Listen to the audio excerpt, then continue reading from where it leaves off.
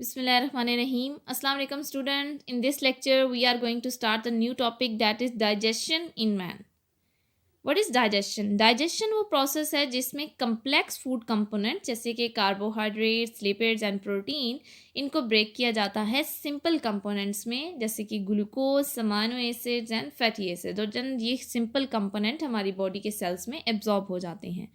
Human के अंदर अगर हम डाइजेशन की बात करें तो डाइजेशन में डिफरेंट ऑर्गन पार्टिसिपेट्स करते हैं। वो ऑर्गन जो डाइजेशन में अपना रोल प्ले करते हैं मिलके डाइजेस्टिव सिस्टम बनाते हैं। ह्यूमन बिलोंग करता है फाइलम कॉर्डेट से, ये वर्टिब्रेट है और इसके साथ साथ ये ट्रिप्लोप्लास्टिक है। ट्रिप्लोप्लास्टिक मीन जब जाइगोट की डेवलपमेंट हो रही होती है तो जाइगोट से 3 लेयर्स ऑफ सेल्स बनते हैं। 3 लेयर्स आती हैं, एक्टोडर्म, एंडोडर्म एंड मीजोडर्म। इस वजह से ह्यूमन को क्या कहा जाता है, ये ट्रिप्लोब्लास्टिक है। तो जितने भी ट्रिप्लोब्लास्टिक एनिमल्स होते हैं इनके अंदर ट्यूब लाइक डाइजेस्टिव सिस्टम पाया जाता है। ट्यूब लाइक मीन इसकी 2 ओपनिंग होती हैं, जैसे कि ह्यूमन के अंदर भी 2 ओपनिंग पाई जाती हैं, माउथ एंड लास्ट ओपनिंग क्या है, एनस। तो अगर ऐसा डाइजेस्टिव सिस्टम मौजूद हो जिसकी 2 ओपनिंग हो तो ऐसे डाइजेस्टिव सिस्टम को क्या कहा जाता है, ट्यूब लाइक डाइजेस्टिव सिस्टम।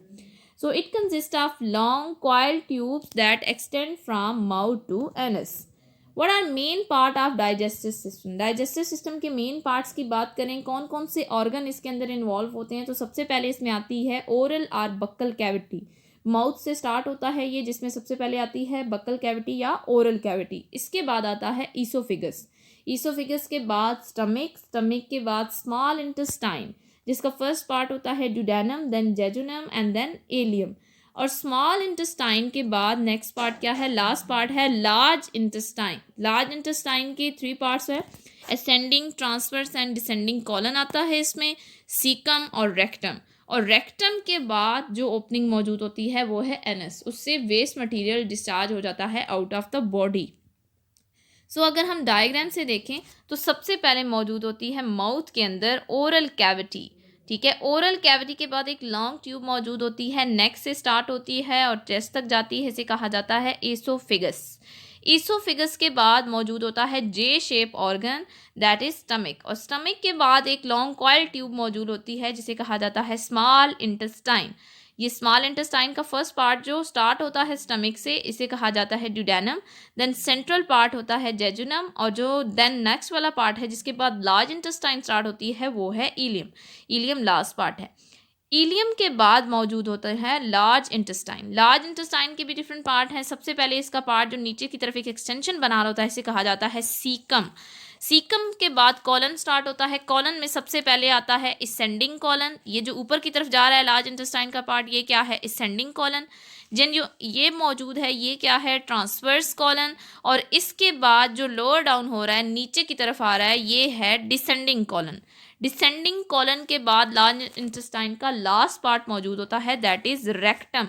और रेक्टम के बाद ओपनिंग होती है एनस जिससे mainly waste material out of the body discharge हो जाता है।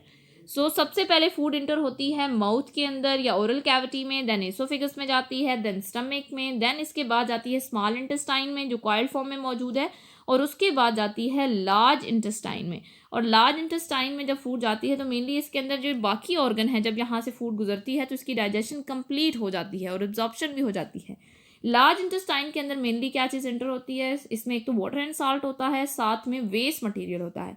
तो वेस्ट मटेरियल लार्ज इंटेस्टाइन के लास्ट पार्ट रेक्टम से होता हुआ एनएस के थ्रू डिस्पोज ऑफ कर दिया जाता है, बॉडी से बाहर निकल जाता है।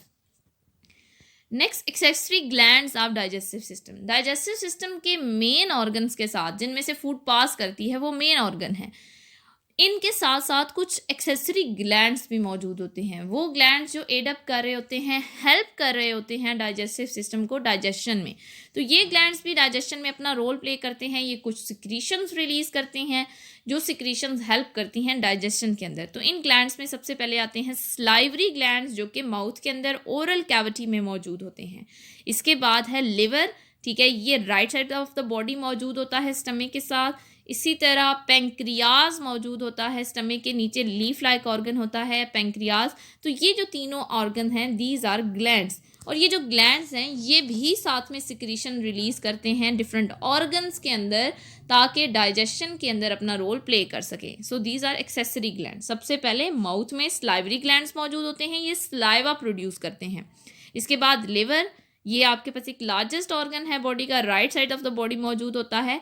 ये अपनी बाइल डक्ट के ज़रिए बाइल रिलीज करता है जो कि डाइजेशन में हेल्प करता है। और इसके साथ साथ स्टमक के नीचे की तरफ मौजूद होता है पेंक्रियाज, जिसकी एक डक्ट पेंक्रियाटिक डक्ट रिलीज होती है इंटेस्टाइन के अंदर। और ये पेंक्रियाटिक डक्ट जो है, पेंक्रियाज यहाँ से भी सिक्रीशन रिलीज करता है, पेंक्रियाटिक जूस रिलीज करता है। ये जूस जो है इसके अंदर डिफरेंट इंजाइम्स होते हैं जो कि ब्रेक डाउन करते हैं कार्बोहाइड्रेट्स, लिपिड्स एंड प्रोटीन का। सो ये एक्सेसरी ग्लैंड डाइजेशन के अंदर अपना रोल प्ले कर रहे होते हैं। Next, sites of digestion in man. Human के अंदर अगर बात करें तो there are 3 sites of digestion in digestive system of man. Man के अंदर हर पार्ट में डाइजेशन नहीं हो रही होती। मीन फूड जिन जिन पार्ट से गुजरती है, ज़रूरी नहीं है कि हर पार्ट के अंदर इसकी डाइजेशन हो रही हो। सो डाइजेशन कहाँ कहाँ पे हो रही है? सबसे पहले ये स्टार्ट होती है ओरल कैविटी के अंदर, इसके बाद स्टमक में, और देन स्मॉल इंटेस्टाइन। तो इन तीनों पार्ट्स के अंदर ऑलमोस्ट ऑल डाइजेशन फूड की कंप्लीट हो जाती है। तो ये वो साइट हैं जिनके अंदर मेनली डाइजेशन हो रही होती है मैन के अंदर। सो ओरल कैविटी में, ओरल कैविटी के बाद स्टमक में, और देन स्मॉल इंटेस्टाइन। ये इन 3 पार्ट्स के अंदर मेनली डाइजेशन होती है। Next, ingestion and digestion in oral cavity. तो सबसे पहले किस में डाइजेशन होती है स्टार्ट? ओरल कैविटी के अंदर। तो सबसे पहले हम इंजेशन, सबसे ओरल कैविटी का एक और रोल भी है, ये इंजेशन भी कराती है, फूड के इनटेक में भी हेल्प करती है। तो ना सिर्फ इसके अंदर इंजेशन होती है बल्कि साथ में फूड की समहाउ थोड़ी बहुत डाइजेशन भी की जाती है। तो सबसे पहले हम ओरल कैविटी के रोल को स्टडी करेंगे कि इसका डाइजेशन के अंदर क्या रोल है, क्योंकि हमारे अंदर जब डाइजेस्टिव सिस्टम की हम बात करते हैं तो वो कहाँ से स्टार्ट होता है? माउथ से या ओरल कैविटी से। So first of all digestion होती है ओरल कैविटी के अंदर। ओरल कैविटी क्या है? It is the cavity bounded by palate, इसमें पैलेट बोन आती हैं, देन टंग आती है इसके अंदर, और चीक्स, पैलेट और टंग मिल के अंदर की तरफ एक कैविटी बना रहे होते हैं, एक स्पेस क्रिएट कर रहे होते हैं, जिसे क्या कहा जाता है? Oral cavity. माउथ में सबसे पहले तो ऊपर पैलेट बोन मौजूद होती है, इसमें दोनों सॉफ्ट एंड हार्ड पैलेट दोनों आ रहे होते हैं। आगे की तरफ हार्ड पैलेट है, पीछे की तरफ सॉफ्ट पैलेट मौजूद होता है। इसके साथ साथ चीक बोन जो है, जो हमारी चीक बोन होती हैं, इस और टंग, ये क्रिएट करते हैं अंदर की तरफ एक खाली सी कैविटी, स्पेस क्रिएट करते हैं, जिसे क्या कहा जाता है? Oral cavity. सो ओरल कैविटी ये यहाँ पे दिखाई गई है। इसके अंदर कौन कौन सी चीज़ें? नीचे की तरफ इसका फ्लोर नीचे की तरफ मौजूद होती है टंग, देन इसका ऊपर वाला जो फ्लोर है ये कौन बना रहा होता है? पैलेट जो है यहाँ पे सॉफ्ट पैलेट और हार्ड पैलेट, आगे की तरफ हार्ड पैलेट होता है, पीछे की तरफ सॉफ्ट पैलेट होता है, पैलेट बोन। और देन अगर हम बात करें तो साथ में चीक बोन जो होती हैं ये भी मिलके क्या क्रिएट कर रही होती हैं? Oral cavity. So what is the function of oral cavity? सबसे पहला फंक्शन तो ये है कि ये फूड की इंजेशन में, इनटेक ऑफ फूड किसके थ्रू होता है? ओरल कैविटी के थ्रू। तो ये इंजेशन में इन्वॉल्व है, माउथ से फूड इंटर होती है ओरल कैविटी के अंदर। इसके अलावा क्या फंक्शन है? First of all it is involve in the selection of food. Secondly it is involve in the grinding और मास्टिकेशन। ग्राइंडिंग मीन फूड को छोटे छोटे पीसेस में डिवाइड किया जाता है, चॉप किया जाता है, और मास्टिकेशन मीन च्यू किया जाता है। एंड थर्डली अगर बात करें तो थर्ड में ये इन्वॉल्व है लुब्रिकेशन और डाइजेशन में। लुब्रिकेट किया जाता है, फूड को सॉफ्ट किया जाता है, और इसके बाद इसकी डाइजेशन होती है। So these are 3 function of oral cavity. First of all selection of food, then grinding और mastication, and then lubrication and digestion. So selection of food में किस तरह से हेल्प करती है ओरल कैविटी? सबसे पहले फूड किस में इंटर होती है? ओरल कैविटी के अंदर। जब फूड ओरल कैविटी में इंटर होती है तो इसे टेस्ट किया जाता है, स्मेल किया जाता है, और साथ में इसको फेल्ट भी किया जाता है। Oral cavity is aided by the sense of taste, smell and sight. यहाँ सबसे पहले हम फूड को देखते हैं, इसके बाद इसको स्मेल किया जाता है, और देन इसको टेस्ट किया जाता है। और अगर इनमें से किसी भी क्राइटेरिया पर फूड पूरा नहीं उतर रही तो ऐसे फूड को रिजेक्ट कर दिया जाता है। सो फॉर एग्जांपल अगर फूड की स्मेल अनप्लेजेंट है या कोई हार्ड मटेरियल जैसे कि बोन वगैरह प्रेजेंट है फूड के अंदर, तो ऐसी फूड को रिजेक्ट कर दिया जाएगा।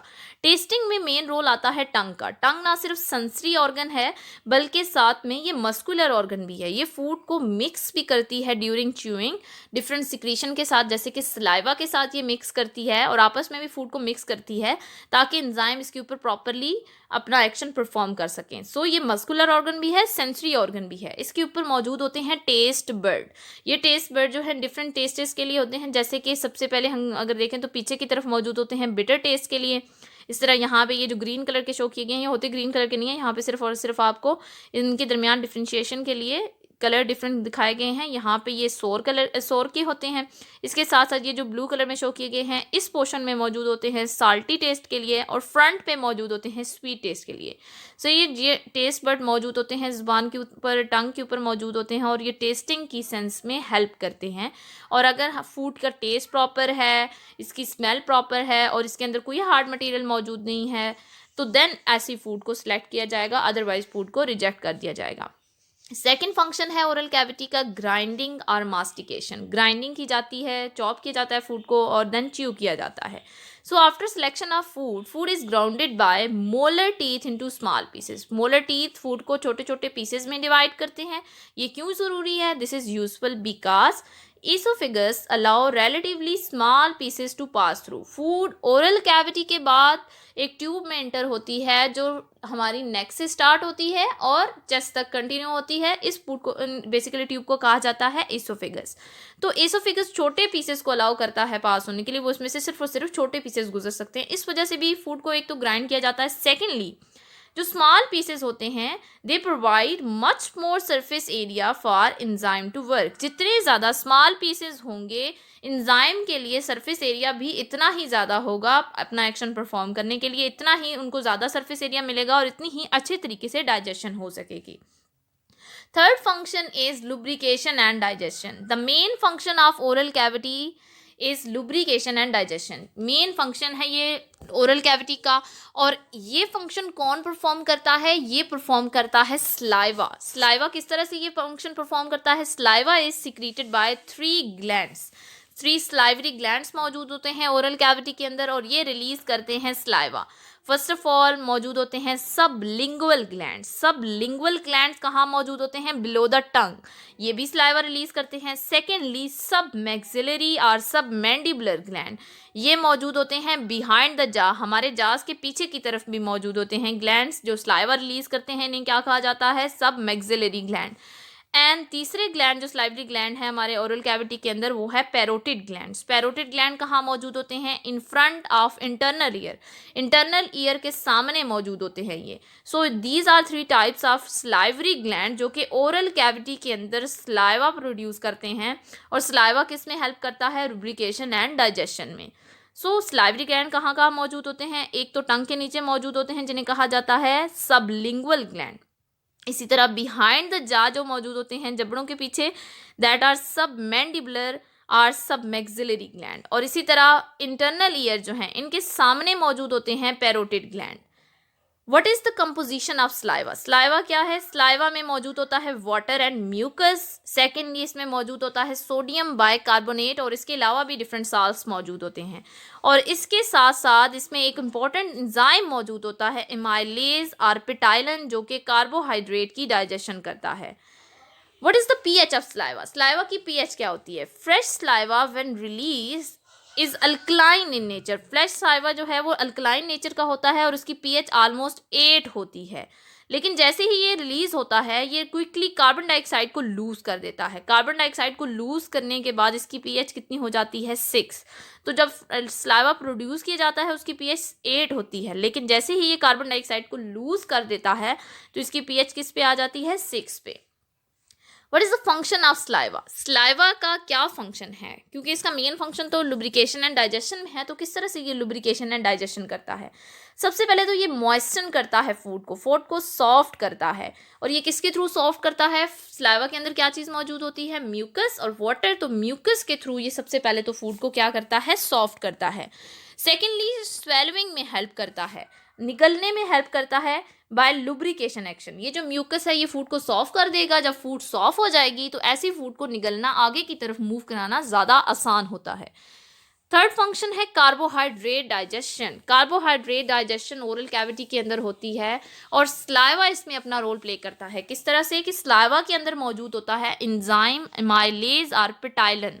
ये एंजाइम कार्बोहाइड्रेट्स की डाइजेशन करता है, स्पेशली स्टार्च और ग्लाइकोजन को डाइजेस्ट करता है। स्टार्च और ग्लाइकोजन को किस में चेंज करता है? माल्टोज में चेंज करता है।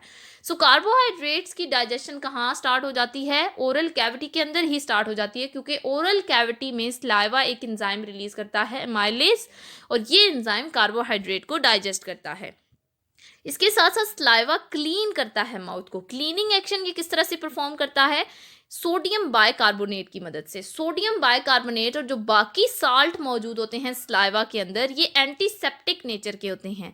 मीन ये माइक्रो ऑर्गेनिज्म को, बैक्टीरिया को किल करते हैं, जिसकी वजह से ये माउथ को क्लीन भी रखता है। क्योंकि हमारे माउथ के अंदर फूड रहती है तो आसानी से बैक्टीरिया ग्रो करना स्टार्ट कर देते हैं टीथ के अंदर, टीथ के साथ में स्पेसेस में और माउथ के अंदर। तो ये जो एंटीसेप्टिक एक्शन रखने वाले सोडियम बाइकार्बोनेट और बाकी साल्ट होते हैं, ये इन माइक्रो ऑर्गेनिज्म को स्प्रेड करने से रोकते हैं। तो इस तरह ये क्लीनिंग एक्शन भी परफॉर्म करता है। सबसे पहले ये मॉइस्चन करता है फूड को, देन स्वेलविंग में हेल्प करता है, कार्बोहाइड्रेट डाइजेशन करता है, और इसके साथ साथ माउथ को क्लीन रखता है। Thank you so much students.